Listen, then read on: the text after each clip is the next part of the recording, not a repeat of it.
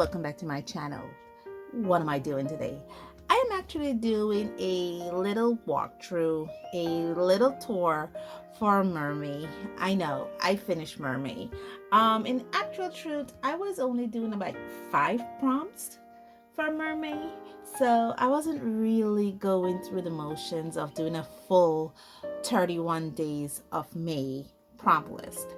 I came up with the prompts myself and I decided to do 5 of them. Well, you guys know me, I just love the short prompt process. So it's not a big thing for me to do, and especially my work schedule, for me to be drawing 31 days out of the month, it is crazy. Therefore, I basically decided to do 5 prompts for this Mermay, and let me guys take you on a little walkthrough of my Mermay sketches. Okay, so Mermay is featuring my girl October, and as you can see, here she is in all her squid-like, in all her octopus-like, mermaid-like glory. I actually just fall in love with her all over again. I haven't drawn October since January of this year, so it was fun and exciting to see how my art style developed, and I decided today to lend that to October and to see how I could draw her in anew. Now these are all colored pencils illustration. Actually, I use the Marco Renior color pencils for all of these illustrations, all 5 of them. And what I like about the Marco Renior color pencils is, one, it is a very soft color pencils.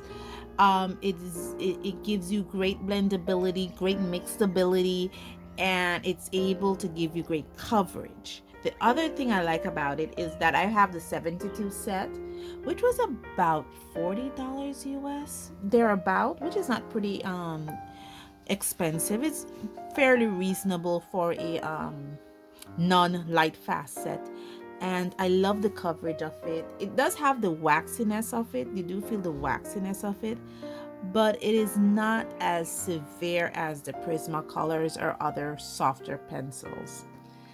Anyway, now that I've done my blabbering, let me get to the walkthrough and show you what I've been doing for Mermay 2022. Here's my girl October. The first prompt is poisoned, day 1, and I was envisioning October just running away from some poison gas.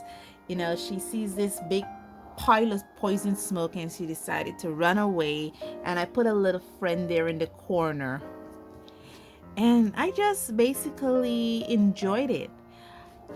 You know, it challenged me. Smokes and stuff is not something I draw a lot, but I was actually quite impressed with this one. Day 2 is actually gray, and I battled with this for a couple days because I was like, do I want to draw gray the color? Do I want to draw gray the mood? Because you could be in a gray mood, and I decided to go with gray the mood for October. And here she is. She's a little gray. As you can see, her little friend here, Norbert, you know, he's in a... If you know the story of October, you know she has a little alien friend she likes to hang out with called Norbert. And as you can see, I told you that little friend's gonna come back. And there they are. So October is a little gray. One of the greatest challenges that I had here with this piece was drawing the stone. I don't know, I just can't draw stones. And but I think I kind of pull it off here, watching her just sitting on the stone, you know, in her gray mood. The other prompt we're looking at is heat. And October is an underwater sea creature, and she was feeling the heat from these volcanoes.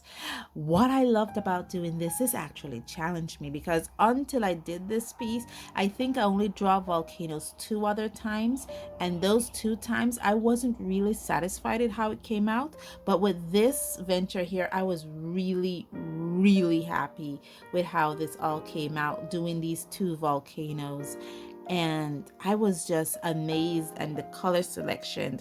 It did took me a while to do it, as again that little friend did pop up again, So yeah, it was. And one of the things also, if you're looking at this and you're seeing that, she's glowing, faced on, that's because I actually colored her with that in mind. So I use again the Marco Renior, and I used their lightest yellow. I don't remember the color really, but it was a very light pastel yellow, and I outlined it on the face part of the part facing the volcano of October. And then I went in with her characteristic colors, which was the blues and grays, and that's how I was able to get this beautiful glow effect here for her. I think I almost did it too for him, but I really didn't. And I just loved how she just glue, and how it just shows that she's within this surface, this picture. I really enjoyed it, having here and having her. It was beautiful. So yes, it's heat. It was at this point when I did sand, when I realized that my drawings were taken on a theme, and it actually was starting to tell a story.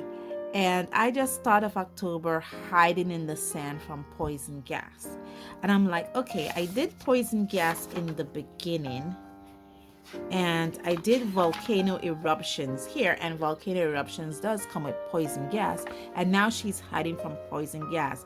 So I'm thinking I should have put the prompt 3 first, then put prompt 1, then put prompt 4, because she's hiding from poison gas. I'm just saying, so it was kind of interesting how I made this. It almost like telling a story, but not in the order that it's supposed to be. And that was really cool though. It was really cool. The one thing I see is how I did the sand. I should have went a bit higher with my sand pile here, but next time I'll definitely learn from this mistake. I love the fact that I, have her hiding her face in the sand. Hide her face. That too was a bit challenging for me because I've never drew that pose before, but next time I know I should go a bit higher with the sand. And finally, we're at day 5, which is greed. And there you are again, little Norbert. There he is. He found gold. And I was just thinking, greed, how do I show greed, the expression? Do I show it as someone taking something away? Do I show it of someone finding something and being overly excited for something? How would I represent greed? And it was a struggle for me. It was struggling for me to draw October from behind. As you can see, I think I failed. But even though I think I failed, I know I can do it better, and I will do it better. And sometimes what I do with these old pieces, the ones that I think I didn't draw well, I will redraw them maybe a few months later to see if I had if my art style have improved, if my skill have improved. And I really enjoyed this. This is really a lot of fun. If you're a member of my Patreon, I think 3 of these illustrations, the first 3, are coloring pages for you, only for Patreon members itself. I believe, I think I have some of these saved. I think I have some of these saved that I want to make prints for Patreon, but somehow I haven't done digital art yet. Because I think in my head, for me to make really good prints, I have to know digital art, which I don't know. So that's the reason why I haven't put up any prints for my Patreon.